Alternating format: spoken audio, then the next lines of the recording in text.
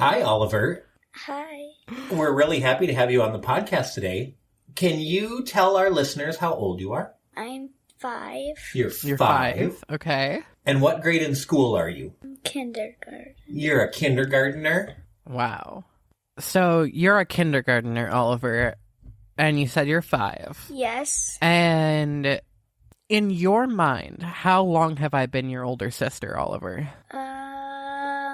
I think 16 years.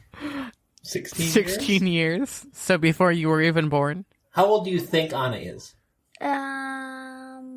20. Wow. Good job, dude. So I just want to call back to a time this past summer when we were talking to Alan and Nancy, and you made a comment. Do you remember what that comment was? We used to think that Anna was a boy. But then you realized that I was a girl, right?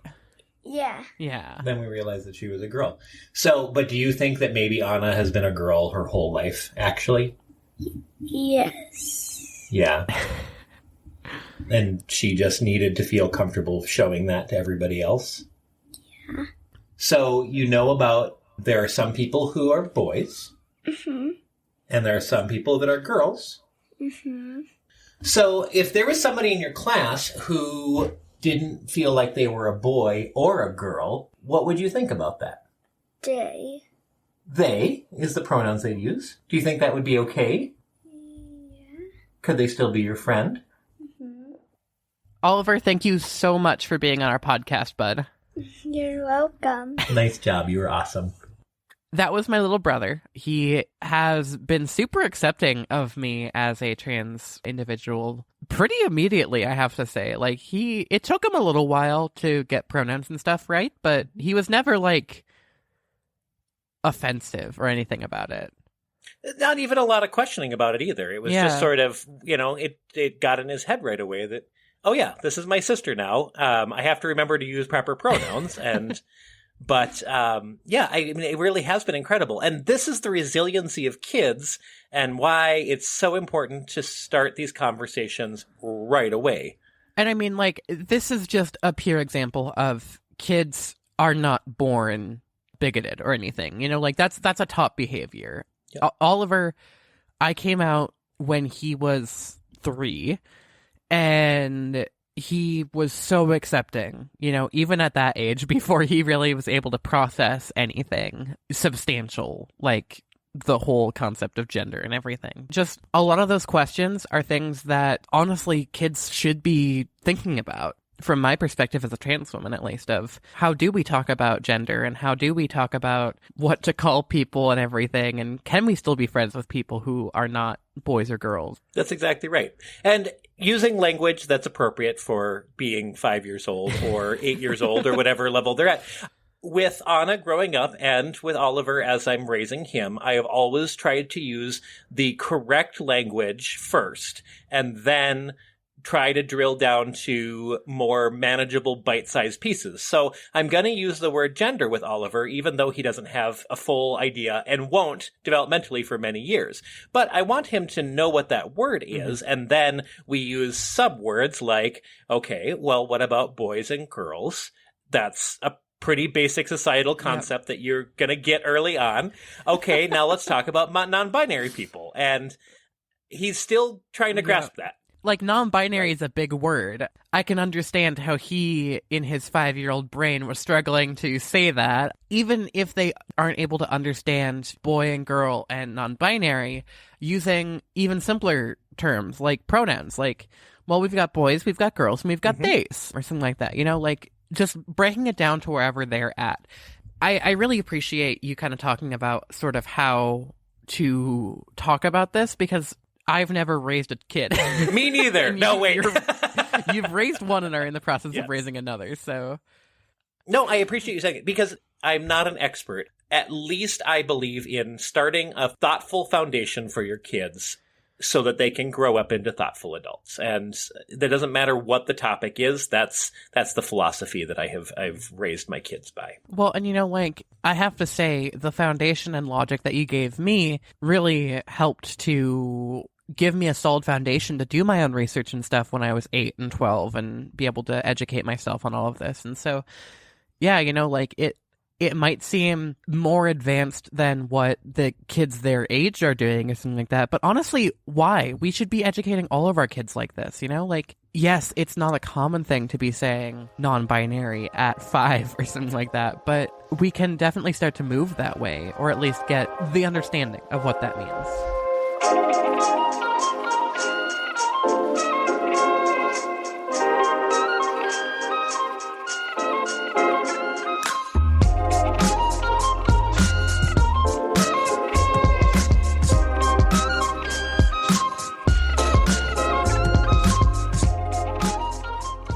Hi, I'm Anna, a transgender person. And I'm Cam, your dad. And this is The Transgender, a podcast chronicling my transition. And a cisgender man learning how to support it. Hey, I'm really excited. This week we have a special guest here. Celeste and I went to high school together. Did we go to elementary school together too? I don't know. Did you go? Yeah, I went to Nettleton.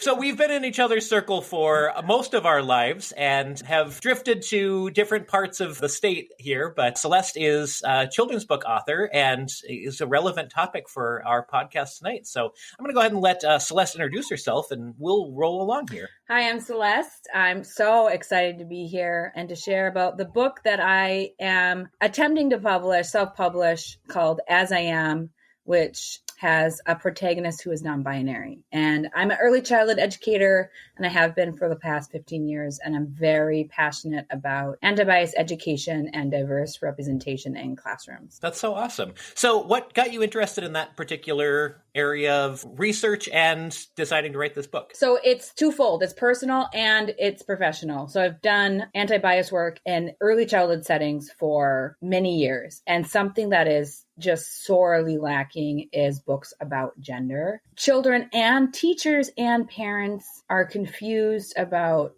what is gender development, what is natural progression, what is the difference between gender and sexual orientation. It's like a thing. People are confused. As a transgender person, I can personally attest to this. There was no education when I was growing up, and I had to do all of my own education as like a 12-year-old. Yeah.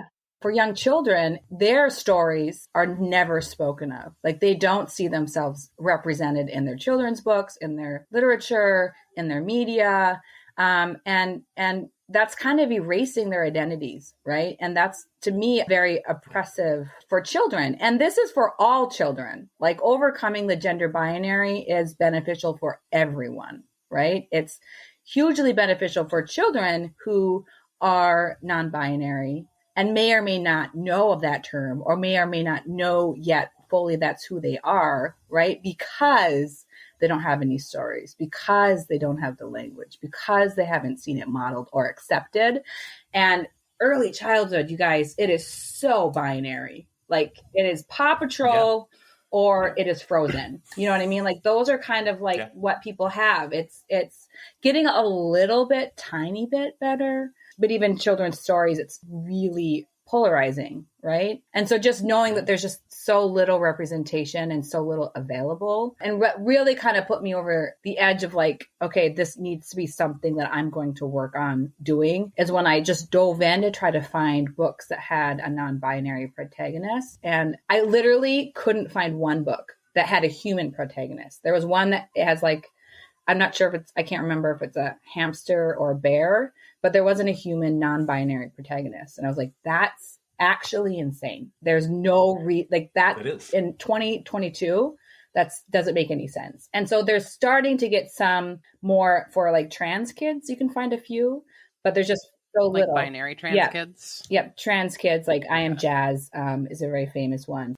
I mean, I have a 5-year-old who has a trans older sister, and finding anything that is going to help us navigate that. Well, heck, I mean, part of this too, one of our favorite books, which Anna and I got, is a book that John Oliver wrote about Marlon Bundo, the gay rabbit of Vice President Mike Pence, done as a parody to Mike Pence's book, but also a really lovely gay relationship story that, we go back to a lot because it's just a really, really fun book. It's really sweet. Yeah, and it genuinely talks about queer topics in such a good way, especially regarding homosexuality, which is on top of all the trans things that are never talked about. Homosexuality is still very far behind in education, and especially for education of young kids. So seeing that meant to be a younger kid book talking about homosexuality is really important as a queer woman. And so seeing what you're doing or writing a non-binary book is fucking awesome. Like, I have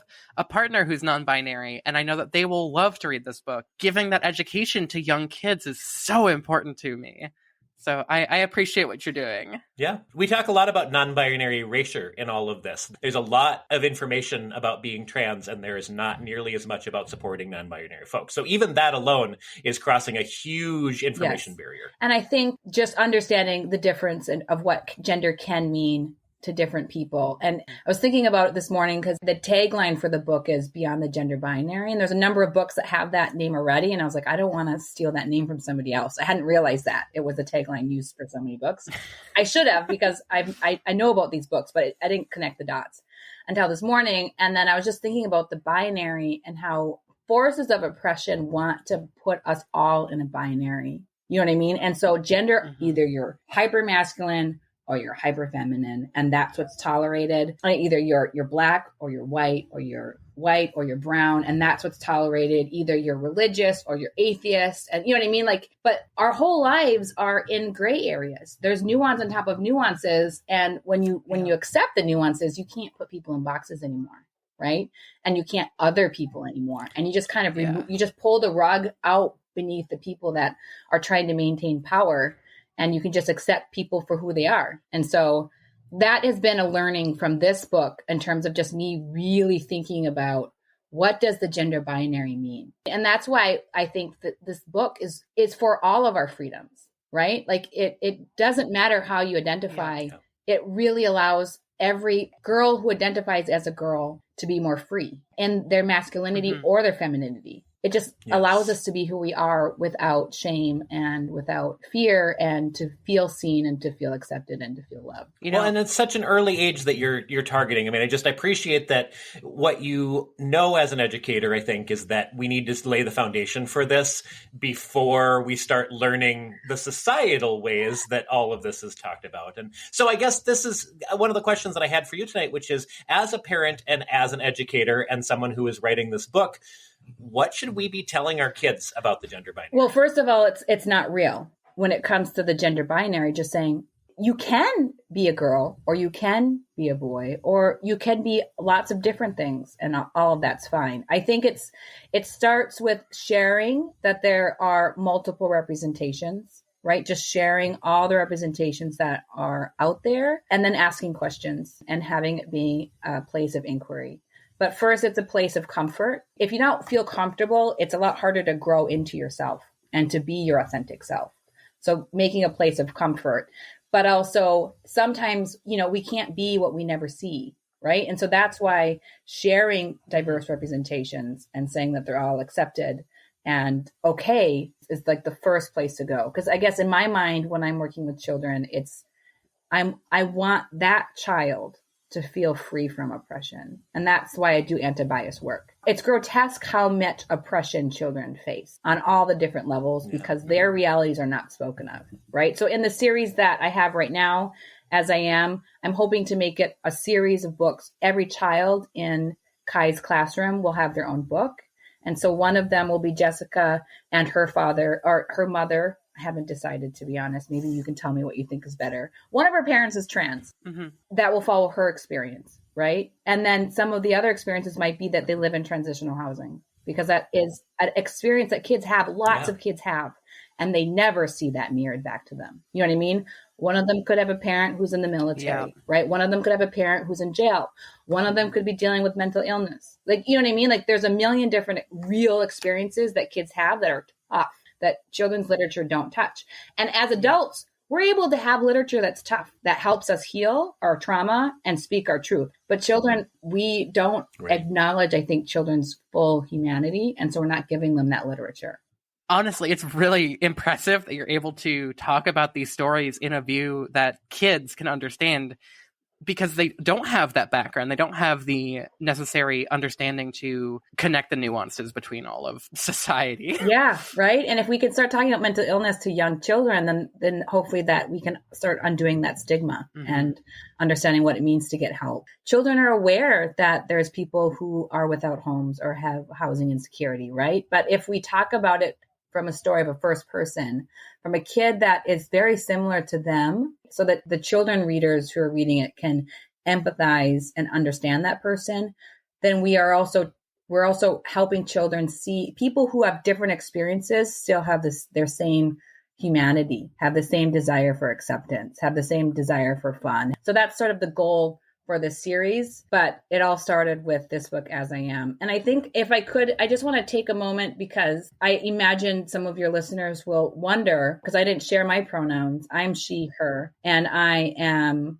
cisgendered. And I think how a number of friends and readers have been like, so Celeste, why are you writing a book about somebody who's non-binary? Are you taking the mic from other people? You know what I mean? Is that your story to tell? And I think all of those are really valid questions. So I grappled with that for a long time.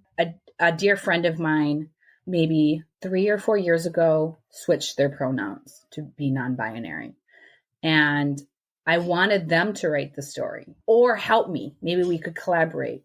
And they said, Celeste, everywhere I go, I'm the educator on gender. Yep. It's exhausting. It very much is. You write the story and I'll help edit it. And so that's what kind of pushed me over from being like an ally on the side to like an ally full in. With their support, it helped give me the courage and also make sure that the story was authentic. I had a number of folks who are non-binary review it and edit it, and I couldn't have done it without their feedback, because I think that wouldn't be authentic or real. But I think in all of our work, when we're working with any groups who are underserved or face oppression from the patriarchy or from wherever, people who are cisgendered need to be fully engaged in this work, right? Yeah. Like we can't just pretend. It's exhausting and it's re-traumatizing. And I hear you so loud and clear as the cisgender, part of this 2-person podcast here, because part of the reason why Anna and I got so excited about this was I've been trying to advocate for trans rights since Anna came out as trans to me, but without anything actionable to be able to do about that. And that can be really frustrating as an ally who wants to do more. And this is across the board, but since that's what we're talking about here, this is the action. And then being able to divert some of the transphobia away from trans people and say, the bullshit that you are talking about doesn't affect me, so bring it on, And I love being on social media with our podcast logo and being the person behind the scenes there, because I'm like, you can say as much shit to me as you want, and I would love to take those bullets, because that's the smallest contribution that I can give as an ally to my daughter and our other trans friends and non-binary friends. So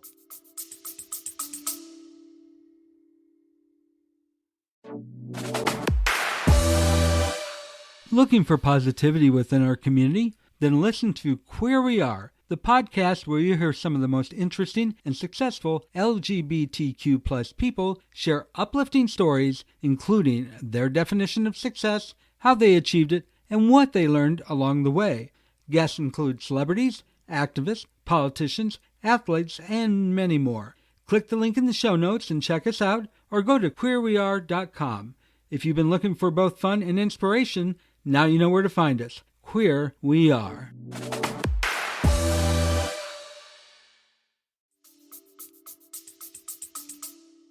As a trans person who runs an educational goddamn podcast and actively educates everybody she possibly fucking can it does get really fucking exhausting. Sorry about all the swearing in a children's book episode, but that's this podcast. We know who our audience is. It's fine. Yeah.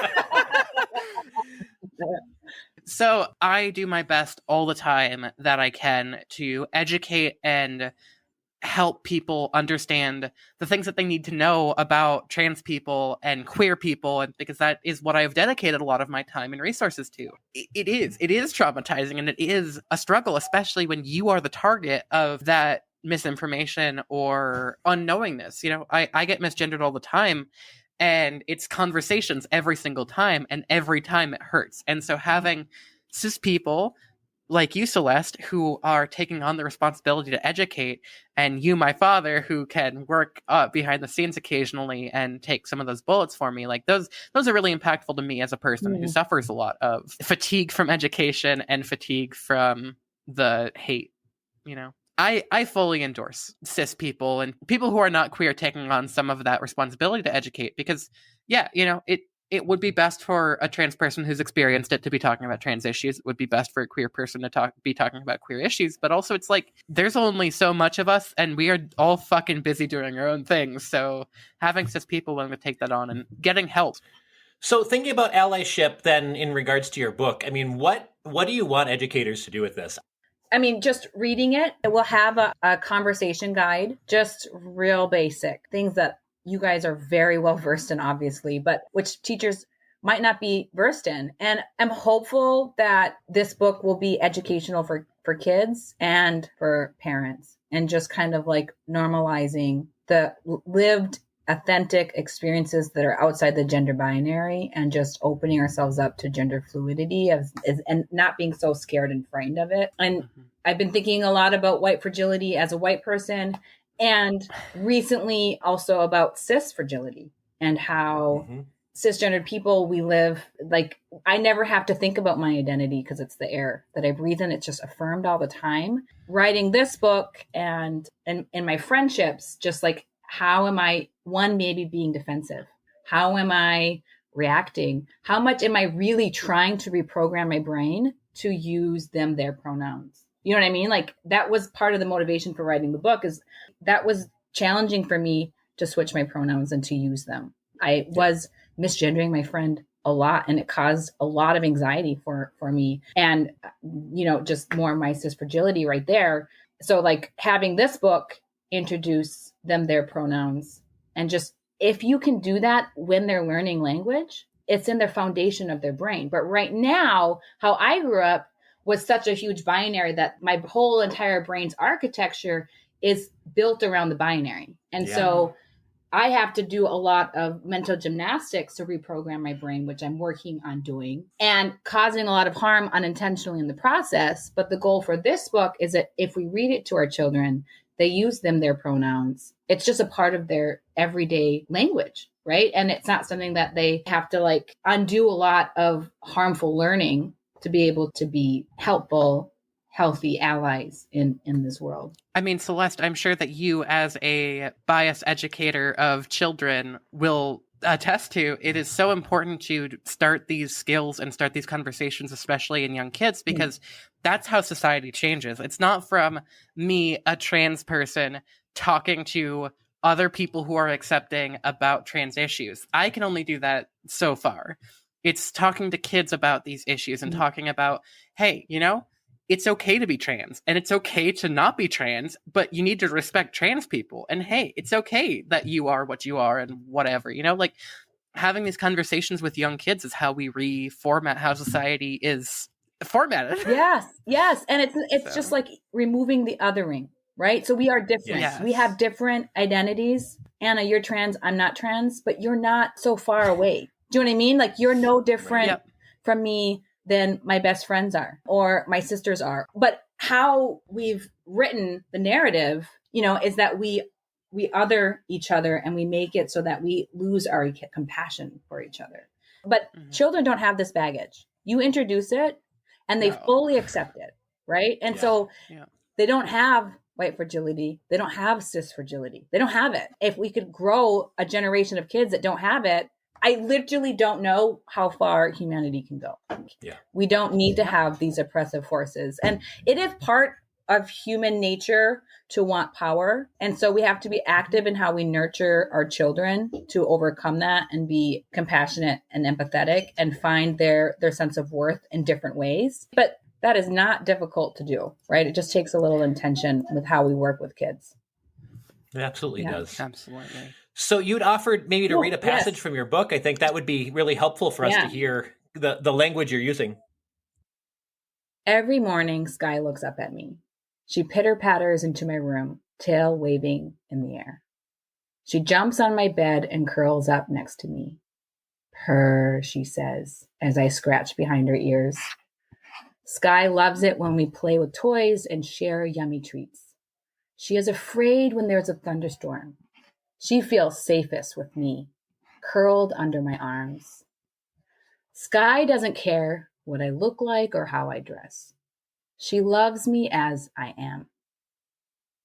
Since I was a baby, Sky would give me head nudges and squishy cuddles.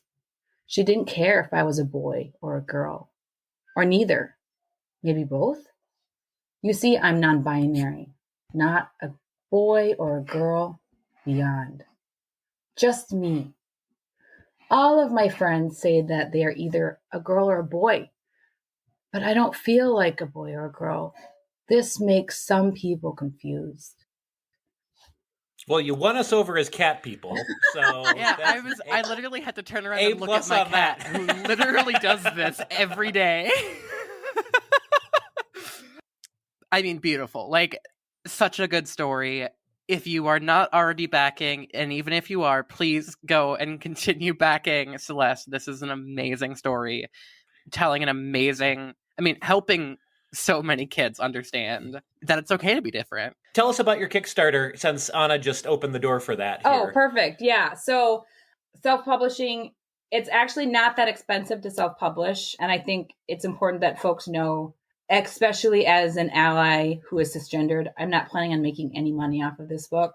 So all the profits that we make once it's launched will go back into making the series possible that I explained before. And so everything that we raise for the Kickstarter will go either to paying for the illustrator, paying for the folks who helped edit and review the content, and then paying for fees for printing and mailing and that kind of thing. But it still costs money, more than I had to give to illustrate it. And so the original goal was $2,000 to pay for what I just described. And we made that like in the first week. And that was just amazing.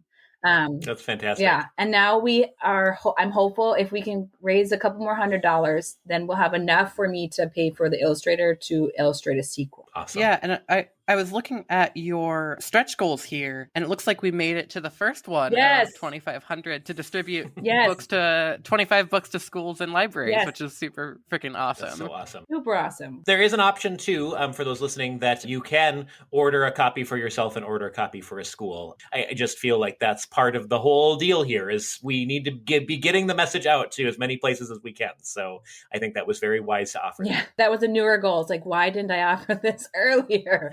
And it's great. I think it's a wonderful opportunity to be able to give to libraries and schools. And then it's there as a resource for those places. So if you are listening to this podcast on the day that it comes out, you will have 7 days to go to Celeste's Kickstarter and back this book.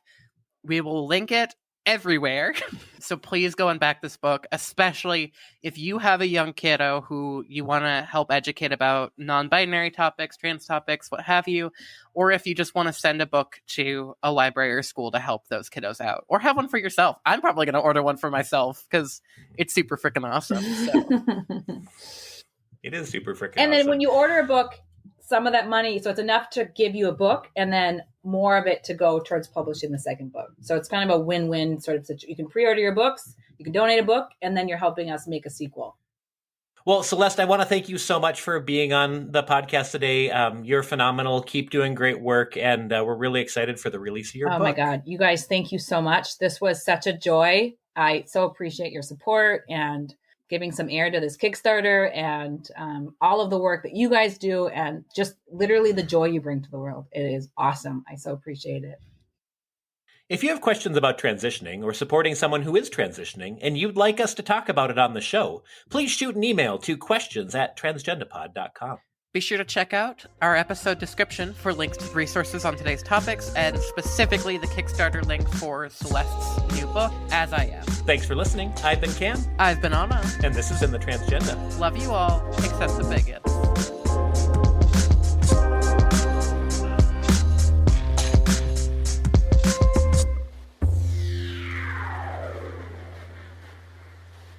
Would you like to support our podcast?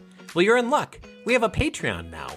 Just visit patreon.com/transgendapod, and for as little as $3 a month, you can support the content that we're creating. And for $20 a month, you can join our Sticker Club, which provides you with a monthly live stream, a shout out on the podcast, and a sticker every month from ourselves and creators that we adore. Again, just visit patreon.com/transgendapod, and thank you for all your support.